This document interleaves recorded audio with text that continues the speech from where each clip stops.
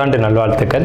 அதாவது நம்ம தமிழர்கள் தமிழ் புத்தாண்டை தான் நம்ம வந்து விசேஷமாக கொண்டாடணும் அப்படின்ற ஒரு அமைப்பில் வந்துட்டு இந்த தமிழ் புத்தாண்டு அப்படிங்கிறது வரக்கூடிய ஏப்ரல் 14 தொடங்க இருக்குது. நம்மளுடைய தமிழர்களுடைய ஒரு பண்பாட்டில், நம்மளுடைய கணித முறைகளில், நம்மளுடைய சாஸ்திர முறைகளில் முன்னோர்கள் வகுத்து கொடுத்தது எது அப்படின்னு கேட்டிங்கன்னா சித்திரை 1 தான் நமக்கு தமிழ் புத்தாண்டு.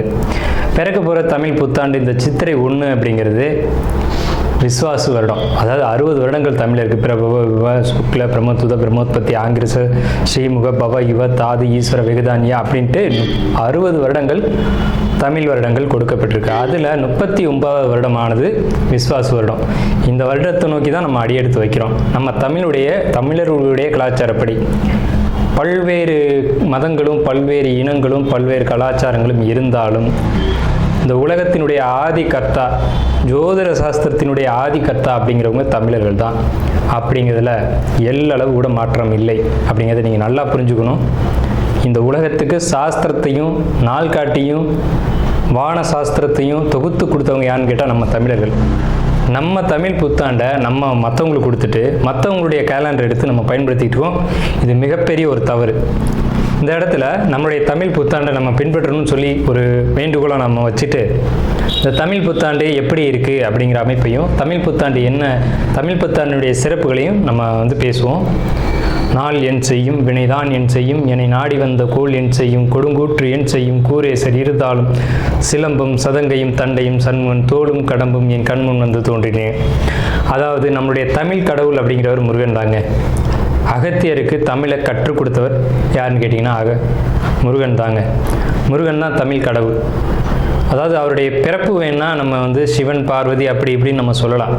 ஆனால் தமிழுக்கென்ற ஒரு கடவுள், தமிழினுடைய ஆதி கர்த்தா அப்படிங்கிறவங்க யாருன்னு கேட்டிங்கன்னா முருகன் தான். ஸோ அதனால் நம்ம முருகனை வணங்கி நம்ம இந்த பதிவை தொடர்வோம். சித்திரை 1 அப்படிங்கிறது ஏப்ரல் 14 ஆங்கில கணக்குப்படி. ஆங்கில கணக்கை தயவு செஞ்சு யாரும் எடுத்துக்க வேணாம். ஆங்கில நாள்காட்டி தவறானது தான். இது வந்து நம்ம சவால் விட்டே சொல்லலாம்.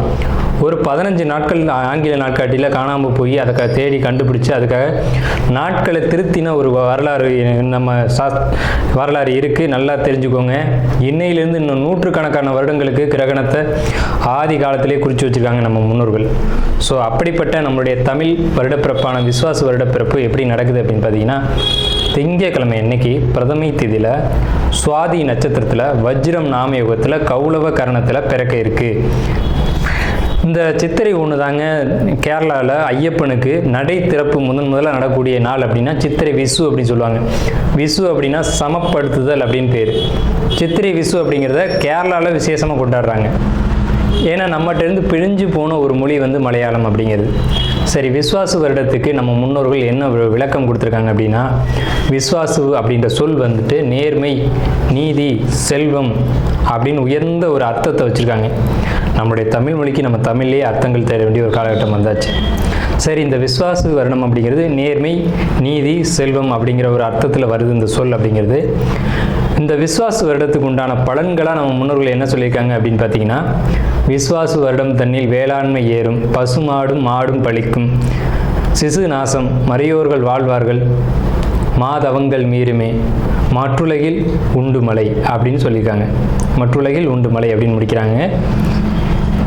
இதனுடைய அர்த்தம் என்னன்னு கேட்டிங்கன்னா, இந்த வருடம் விஸ்வாசு வருடம் அப்படிங்கிறது ஒவ்வொரு 60 வருடங்களுக்கு ஒரு முறை 39 ஆண்டாக பிறக்கக்கூடிய இந்த விஸ்வாசு வருடமானது வருகின்ற காலகட்டத்தில் எல்லாம் வேளாண்மை உயரும் அப்படின்னு சொல்லியிருக்காங்க. மாடும் பழிக்கும் அப்படின்னா நம்மளுடைய பசுமாடுகள் அப்படிங்கிறது நல்ல ஒரு முன்னேற்றத்தை அடையும். மாடு ஆடுகளுக்கு ஒரு நல்ல தீவனங்கள் கிடைத்து அதுவும் நல்ல செழித்து வரும். ஆதி காலத்தில் வந்து மாடை தான் செல்வமாக குறிப்பிட்டிருக்காங்க. இன்றைக்கி வந்து பணம் அப்படின்ற ரூபாய் தாள்களை நம்ம வந்து பணமாக குறிப்பிட்றோம். ஒரு முன்னோர்கள்லாம் வந்து மாடு எவ்வளோ இருக்குது, மாட்டினுடைய அந்த குப்பை வந்து வேஸ்ட்டெல்லாம் எங்கே ஒரு மனிதன் வந்து எங்கே சேகரிக்கிறானோ அதை போய் முதல்ல பார்ப்பாங்கங்க. அதை வச்சு தான் அவனுடைய செல்வம் என்னன்றதை குறிப்பிட்டு பொண்ணு கொடுக்குறதா இருக்கட்டும், பொண்ணு எடுக்கிறதா இருக்கட்டும், இதெல்லாம் நம்முடைய மரபில் இருந்து வந்த ஒரு விஷயம்.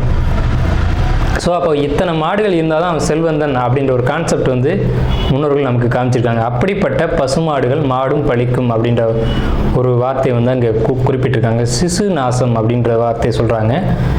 மறையோர்கள் வாழ்வார்கள். மறையோர்கள்னால் யாருன்னு கேட்டிங்கன்னா சமுதாயத்தில் முக்கியமாக இருக்கக்கூடிய பெரியவங்க, மற்றவங்களுக்கு வழிகாட்டக்கூடியவங்க வாழ்வாங்க அப்படின்ற சொல்லியிருக்காங்க. மாதவங்கள் மீறுமே அப்படின்ற ஒரு வார்த்தையும் வருது. மாதவங்கள் மீறும் அப்படின்னா ஒழுக்கக்கேடான செயல்பாடுகளில் மனிதர்கள் நடக்க வேண்டிய காலகட்டங்கள் வரும். ஒழுக்கக்கேடுனா என்னங்க? இந்த விரல் தான் ஒழுக்கக்கேடு, இந்த ஒற்றை விரல் தான். இந்த விரலை வச்சு தான் நம்ம பட்டனை அமுக்கிறோம், காசு வாங்கிட்டு அமுக்கிறோம். இதுதான் மாதவங்கள் மீறுமே அப்படின்றது. ஸோ அந்த மாதிரிலாம் இல்லாமல் மனசாட்சிக்கு துரோகம் செய்யாமல் யார் நீதி பரிபாலனம் செய்வாங்க அப்படின்றத தெரிஞ்சு சரியான வாக்களித்து நல்ல தலைவனை தேர்ந்தெடுக்க வேண்டிய காலகட்டங்கள் அப்படிங்கிறத இங்கே மறைமுகமாக இந்த விசுவாச வருடத்தினுடைய வெண்பா பாடல் அப்படிங்கிறது நமக்கு சுட்டி காட்டுது. இந்த சித்திரை வருட பிறப்பானது மகர லக்னம்னு சொல்லக்கூடிய சர லக்னங்களில் விழுகுது. எப்படின்னு கேட்பீங்க? தமிழனுடைய கணக்குப்படி சூரியன் எப்போது கிழக்கு வானில் உதிக்கிறதோ அதுதான் லக்னம். ஸோ சித்திரை மாதம் 1ஆம் தேதியானது உதிக்கக்கூடிய நேரம் அப்படிங்கிறது கிழக்கு வானத்தில் சூரியன் உதிக்கக்கூடிய அந்த டைம் அப்படிங்கிறது 2:22 அதிகாலை மணி 2:22க்கே சூரியன் கிழக்கு வானத்தில் உதிச்சிடறாரு. அப்போ அது லக்னமாக போட்டுக்கணும், இந்த வருடத்தினுடைய பிறப்பு லக்னமாக போட்டுக்கணும். ஸோ அப்படி நம்ம போடும்போது மகர லக்னம் சர லக்னத்தில் விழுகுது. முன்னோர்கள் சித்திரை 1ஆம் தேதி அப்படிங்கிறத கண்டறிஞ்சு அந்த 1ஆம் தேதி தொடங்கக்கூடிய லக்னத்தை கண்டறிஞ்சு அதுக்கான பலன்களை பஞ்சாங்கங்களில் எழுத ஆரம்பிச்சிருக்காங்க. ஸோ அதன் அடிப்படையில் சர லக்னமான மகர லக்னத்தில் இந்த புத்தாண்டு அப்படிங்கிறது பிறகுது. இது ஒரு விசேஷமான ஒரு விஷயந்தான். ஏன் அப்படின்னு கேட்டிங்கன்னா, அந்த மகர லக்னத்துக்கு அதிபதியான சனி பகவான் ஒரு பலமான ஒரு நிலையில் வருடப்பிறப்பின் போது இருப்பாங்க அப்படிங்கிற ஒரு விசேஷமான ஒரு அமைப்பில் இந்த வருடப்பிறப்பு அப்படிங்கிறது விஸ்வாச வருடம் பிறக்கின்றது. ஸோ இந்த விஸ்வாச வருடம் பிறக்கும் போதே நமக்கு ஒரு நல்ல செய்தி கிடைச்சாச்சு, இந்த வருடம் நன்றாக இருக்க போகுது அப்படிங்கிற ஒரு விஷயம். சரி, இதை சித்திரை மாதம் தான் நீங்கள் தமிழருடைய கலாச்சாரம் அப்படின்னு சொல்றீங்களே, இதுக்கு ஏதாவது ஆதாரம் இருக்கா அப்படின்னு கேட்டிங்கன்னா கண்டிப்பாக இருக்கிறது. புறநானூறு அப்படின்ற ஒரு தமிழ் இலக்கியம் இருக்குது. அதில் போய் தேடி பார்த்தீங்க அப்படின்னா தலைநாள் பூத்த பொன் இணர் வேங்கை அப்படின்ற சொல்லும், கனிவேங்கை நன்னாளே நாடி மலர்தலால் அப்படின்ற வார்த்தை வரும். அதாவது சித்திரை மாதத்தில் பூக்கள் அதிகமாக பூத்து குலுங்கும். அதனால தலைநாள் அப்படின்ற சொல்ல யூஸ் பண்ணுறாங்க. தலைநாள்னா முதல் மாதம் அப்படின்னு, தலை மாதம் கடை மாதம் அப்படின்னு பிரிக்கிறாங்க. கனிவேங்கை நாடி மலர்தலால், கனிவேங்கை நல்லான் நாடி மலர்தலால், அந்த பூக்கள் பூக்கிறதுனால அந்த கனிவேங்கை மாதம் அப்படிங்கிறதையும் தலைநாள் பூத்த பொன் இணர் வேங்கை அப்படின்ற சொல்லும் புறநானூறு அப்படின்ற இலக்கியத்தில் தமிழ் மாதம் முதல் மாதம் சித்திரை மாதம்ன்ற குறிப்பீடு அங்கே இருக்குது. சரிங்களா? வண்ண மலர்கள் பூத்து குலுங்கக்கூடிய ஒரு பொன்னான மலர்கள், பொன் போன்ற மலர்கள். இன்றைக்கும் கேரளாவில் ஒரு மஞ்சள் நிறத்தில் தங்க நிறத்தில் பூக்கக்கூடிய பூக்களை பறித்து அவங்க விசேஷத்துக்கு சித்திரை 1 அன்னைக்கு கொண்டாடுறாங்க. அவங்க தமிழ் பண்பாடை பின்பற்றுறாங்க அப்படின்றத இதை நீங்கள் தெரிஞ்சுக்கலாம். சரிங்களா? இப்போ இந்த சித்திரைக்கு அதிதேவதை யாருன்னு கேட்டிங்கன்னா மகாவிஷ்ணு. மகாவிஷ்ணு தான் காக்கக்கூடிய கடவுள் அப்படின்னு சொல்கிறாங்க. மகாவிஷ்ணு எங்கும் நிறைந்தவர் அப்படின்னு சொல்கிறாங்க. சரிங்க சார், சித்திரை மாதம் விசேஷங்களை கொண்டாடலாமா அப்படின்ற ஒரு கேள்வி வரும். 100% கொண்டாடலாம். ஏன்னு கேளுங்க. இதுக்கு உதாரணம் ராமர் தான். ராமர் பட்டாபிஷேகம் ஏற்ற மாதம் எதுன்னு கேட்டிங்கன்னா சித்திரை மாதங்க. அப்போது விலக்கப்பட்ட மாதங்கள் அல்ல, இது விசேஷத்துக்கு ஏற்றுக்கொள்ளப்பட்ட மாதம் எதுன்னு கேட்டிங்கன்னா சித்திரை மாதம்தான். பகவத்கீதையிலே ஒரு வார்த்தை வருது, ருதுக்களில் நான் வசந்த ருதுவாக இருக்கிறேன் அப்படின்னு கிருஷ்ணன் சொல்கிறார். நம்மளுடைய வாக்கியம்ல, இது பகவானுடைய சொல். அப்போ வசந்த ருது அப்படின்றது எதுன்னு கேட்டிங்கன்னா சித்திரை 1 தான் வசந்த ருதுனுடைய தொடக்கம். வசந்த காலம் அப்படிங்கிறது வெயில் காலம் அப்படின்னு தான் பேர், கோடை காலம் அப்படின்னு பேர். வசந்த காலமானது சித்திரை வைகாசி, இந்த 2 மாதத்தையும் வசந்த காலம் அப்படின்னு குறிப்பிடுறாங்க சமஸ்கிருதத்தில். அப்போ இந்த வசந்த காலம் எனக்கு பிடித்த ருது அப்படின்னு சொல்கிறாரு கிருஷ்ணர். ஸோ ராமர் பட்டாபிஷேகம் ஏற்றுக்கிட்ட நாட்கள் எது அப்படின்னு கேட்டிங்கன்னா சித்திரை மாதம். அப்போ சித்திரை மாதம் புது வீடு வாங்கலாம், புது வீடுக்கு கிரகப்பிரவேசம் பண்ணலாம், புது மனை எழுப்பலாம், மனை சம்பந்தப்பட்ட விஷயங்கள், மங்கள காரியங்கள், இது எல்லாம் செய்வதற்கு உகந்த மாதம் சித்திரை மாதம். அஸ்வினி நட்சத்திரத்துக்கான பலன்கள் இந்த ஆண்டு உங்களுக்கு ரொம்ப சிறப்பாக இருக்குங்க. மன உளைச்சல்கள் உண்டு, அதை நீங்கள் குறைச்சிக்கலாம். தந்தை வழியில் நல்ல விஷயங்கள் அப்படிங்கிறது இருக்கும். பூர்வீக சொத்துல தடை அப்படிங்கிறது இருக்கும். எதிரிகளுடைய தொந்தரவு அப்படிங்கிறது இருக்கும். இது எல்லாத்தையும் நீங்கள் கோவப்படாமல் இருந்தீங்க அப்படின்னா, கோவப்பட்டு தேவையற்ற வார்த்தைகளை பேசாமல் இருந்தீங்கன்னா தவிர்த்துக்கலாம். ஸோ எதிரி தொந்தரவோ அதாவது கடன் பிரச்சனையும் இருக்குது. கடன் பிரச்சனையை கூட படிப்படியாக சரி பண்ணிக்கலாம். ஆனால் எதிரி தொந்தரவோ அல்லது சொத்து தடையோ சரி செய்யணும் அப்படின்னா நீங்கள் கோவப்படாமல் இருக்கணும். மொத்தத்தில் அஸ்வினி நட்சத்திரத்துக்கு விஸ்வாச வருடம் ரொம்ப நல்ல பலன்களை தான் கொடுக்க காத்துக்கிட்டு இருக்குங்க. முதல்ல நம்மளுடைய சேனலை ஸ்கிப் பண்ணாமல் முழுமையாக பாருங்கள். அப்போ தான் உங்களுக்கு நம்ம என்ன சொல்ல வரோம் அப்படிங்கிறது தெரியும். உங்களுடைய பொன்னான நேரத்தை ஒதுக்கி இந்த முழு வீடியோவும் பாருங்கள். அப்போ தான் முழுமையான ஒரு தகவல் உங்களுக்கு கிடைக்கும். நம்ம என்ன சொல்ல வரோம் அப்படின்றது புரியும். ஸ்கிப் பண்ணிவிட்டு போயிடாதீங்க. தயவு செஞ்சு நம்ம சேனலை சப்ஸ்கிரைப் பண்ணுங்கள். நம்ம சேனலில் தொடர்ந்து வாஸ்து, ஜோதிடம், பரிகாரம், ராசி பலன் இப்படின்ற வீடியோக்கள் வந்து தொடர்ந்து பயனுள்ள வீடியோக்கள் நம்ம கொடுத்துக்கிட்டே வர்றோம். ஸோ நம்ம சேனலுக்கு ஆதரவு தரும்படி பணிவோடு கேட்டுக்கிட்டு, மேசராசிக்கு உண்டான புத்தாண்டு விஸ்வாச வருட புத்தாண்டு பலன்கள் அப்படிங்கிறத நம்ம பார்ப்போம். மேசம் அப்படிங்கிறது என்ன அப்படின்னு கேட்டிங்கன்னா, மேஷம்ன்றது மலை உச்சி அப்படின்னு அர்த்தங்க. நீங்கள் எங்கே இருந்தாலும் உங்களை பற்றின தகவல் எல்லாருக்கும் தெரிஞ்சுக்கிட்டே இருக்கும். எப்படி சார் தெரியுது? ஏன்னா நீங்கள் முதல் ராசி மலை உச்சியில் இருக்கீங்க.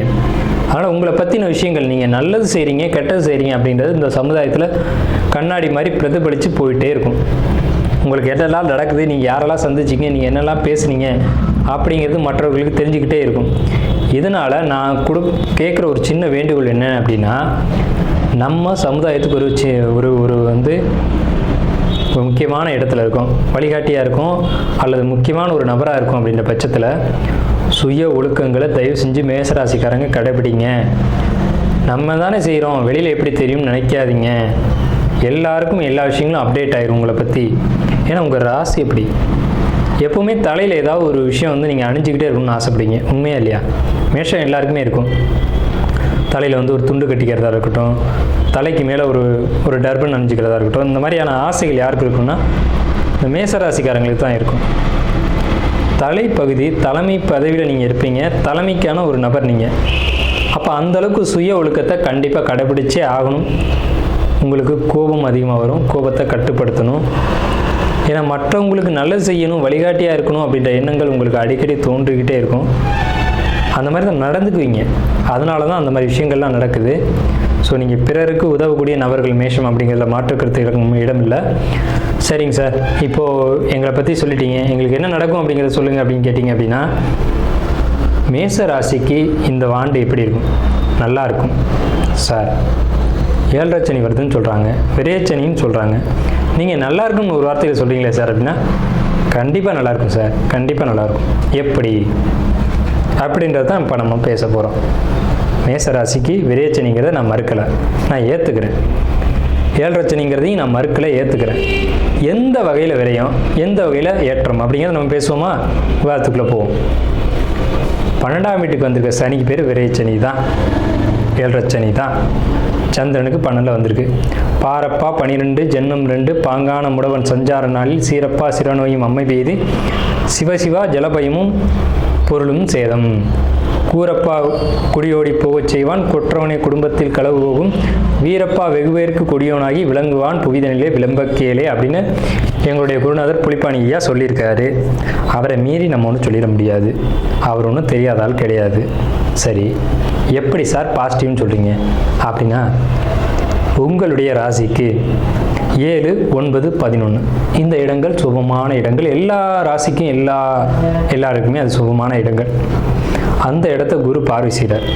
அப்போ அது பாசிட்டிவ் தானே? ஏன் அதை பேச மாட்டீங்க? அப்போ இதை பேசுனீங்க அப்படின்னா அதையும் பேசி தானே ஆகணும். குருவுக்கு ஒரு படம் இருக்கும் இல்லையா? சனி நின்ற இடம் வளர்ச்சி, பார்த்த இடம் பால். குரு நின்ற இடம் பால், பார்த்த இடம் வளர்ச்சி. இதையும் பேசணும்ல. உங்கள் ராசிக்கு 7 சனி வந்தாச்சு. பொறுமை தேவை, நான் மறுக்கலை. பொறுமையை நீங்கள் தவறுவீங்க.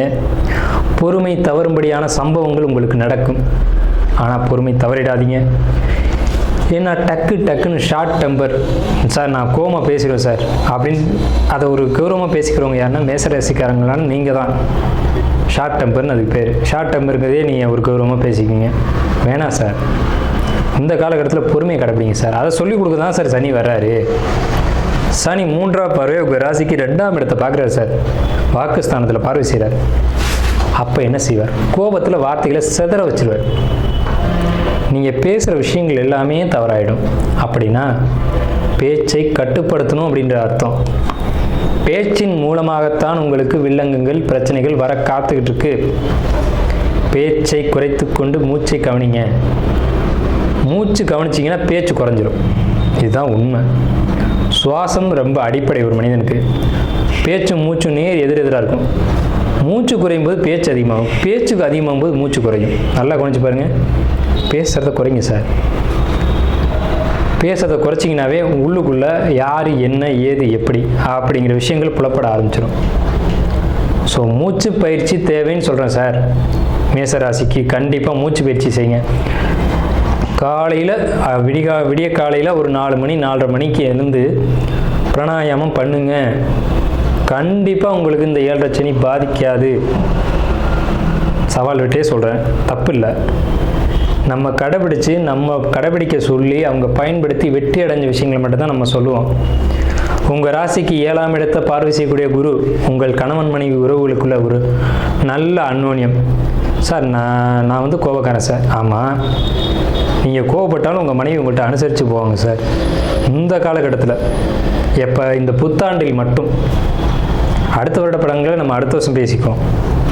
7 வருஷம் 7 சனி, ஒரு வருஷத்துக்கான பலனை தான் நம்ம இப்போ பார்த்துட்ருக்கோம். இந்த வருடத்தில் எப்படி இருக்கும்? கணவன் மனைவி உறவு ஒற்றுமை சந்தேகமே வேண்டாம் சார். வாழ்க்கை துணை தான் சார் வாழ்க்கையில் முக்கியமான விஷயம். வாழ்க்கை துணை ஒன்று மட்டும் சரியாக இல்லைன்னா வாழ்க்கை சிதறி போயிடும் சார். இது யாருமே மறுக்க முடியாது. நீங்கள் எவ்வளோ பெரிய ஜாம்பவான வேணாலும் இருக்கேன், வாழ்க்கை துணை ஒன்றை வச்சு உங்களை அடிக்கலாம். ஆனால் உங்களுக்கு இறைவன் இந்த ஆண்டு வாழ்க்கை துணையை நல்லபடியாக கொடுக்குறாரு.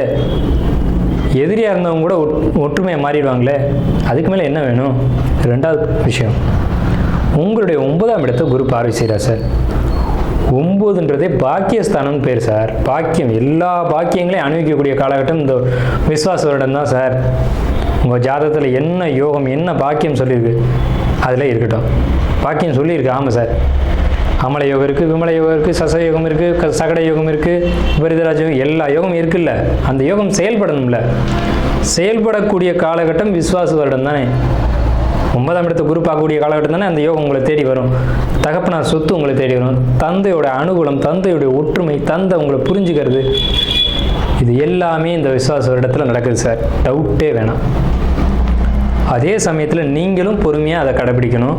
நீங்களும் பொறுமையை தவற விட்டுறாமல் அதை வந்து தக்க வச்சுக்கணும் அப்படிங்கிறத நான் சொல்கிறேன்.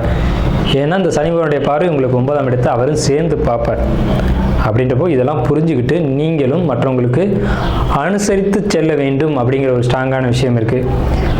உங்கள் ராசிக்கு 5ஆம் இடத்துல வந்திருக்கக்கூடிய கேது பகவான் என்ன செய்வார்? ஆலயம், ஆன்மீகம், பிராணாயாமம், மூச்சு பயிற்சி, தியானம், யோகா போன்ற விஷயங்களை கொடுப்பார். அந்த விஷயங்களை கடைப்பிடிங்க சார். இப்போ பூரா பாருங்கள், அந்த மேசராசிக்காரங்களாம் யோகா பழைய யோகாலாம் விட்டுருப்பீங்க, பிரேக் பண்ணியிருப்பீங்க, திருப்பி எடுத்து செய்வீங்க பாருங்கள். இந்த புத்தாண்டில் செய்யும்போது எல்லா பிரச்சனையும் தடம் தெரியாமல் போகும் பாருங்கள். வந்த பிரச்சனைகள்லாம் கடந்த காலகட்டங்களில் இந்த சனி பயிற்சிக்கு முன்னாடியே நான் சொல்கிறேன், இந்த விசுவாசோட பிறக்கிறதுக்கு முன்னாடியே வர வேண்டிய பிரச்சனைகள்லாம் காணாமல் போகும். உங்களுக்கே ஆச்சரியமாக இருக்கும். இதைத்தான் நான் ஆரம்பத்தில் சொன்னேன், 7:30 சனி பாதிக்காதுன்னு. கண்டிப்பாக பாதிக்க போதில்லை. சரிங்க சார். 11ஆம் இடத்துக்கு வந்திருக்கக்கூடிய ராகுபவன் என்ன செய்ய போகிறார்? தொழிலில் பிரம்மாண்ட லாபம், தொழிலில் வெற்றி. இதானே சார் எல்லோரும் கேட்பாங்க. வாழ்க்கையில் தொழில் வெற்றி தானே சார் முக்கியம். தொழில் சரியாக இருந்தால் எல்லாம் சரியாக இருக்கும்ல சார். வெற்றி, தொழில் வெற்றி அப்படிங்கிறது 11ஆம் இடத்து ராகு. குடும்ப அமைப்புக்குள்ளே ஒரு ஒற்றுமை, வருமானம், தனலாபம் கண்டிப்பாக உண்டு. சகோதர வழி ஒற்றுமைகள் உண்டு. சகோதர வழிகளில் சின்ன சின்ன சங்கடங்கள் வரலாம், இல்லைன்னு நான் மறுக்கலை.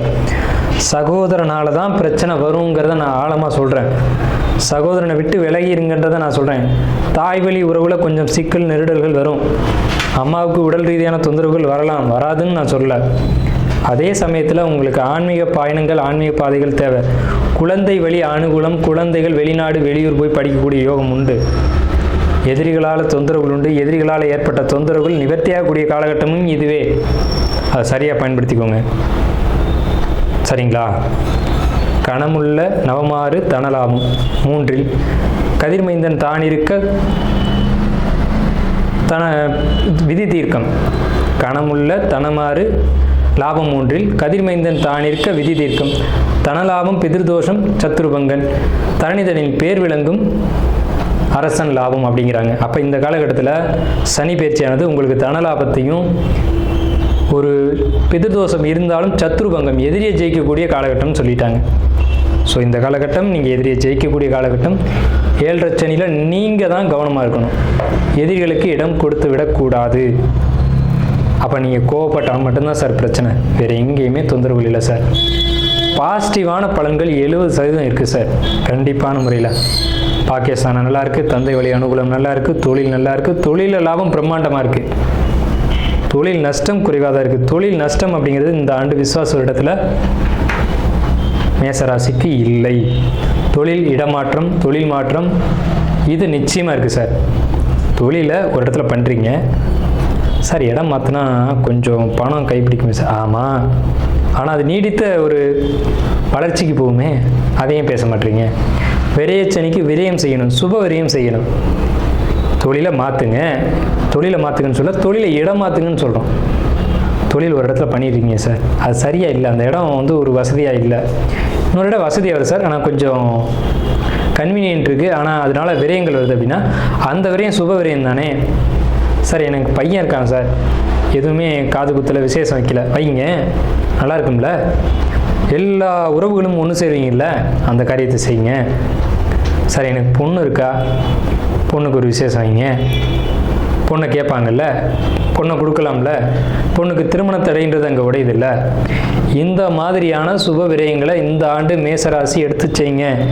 வீடு வாங்குங்க அல்லது வீடு கட்டுங்க, கிரகப்பிரவேசம் பண்ணுங்க. இந்த மாதிரி சுப காரியங்களுக்கான சுப விரயமாகத்தான் இந்த சனி பயிற்சியானது இருக்குது. குரு பயிற்சி பாசிட்டிவாக இருக்குது, ராகுகேது பயிற்சி பாசிட்டிவாக இருக்குது. இத்தனை கிரகங்களும் உங்களுக்கு சாதகமாக இருக்கும்போது எப்படி அசுபங்கள் நடக்கும்? நல்லதே நடக்கும் மேசராசிக்கு இந்த விசுவாச வருடம். நன்றியும் வாழ்த்துக்கள்.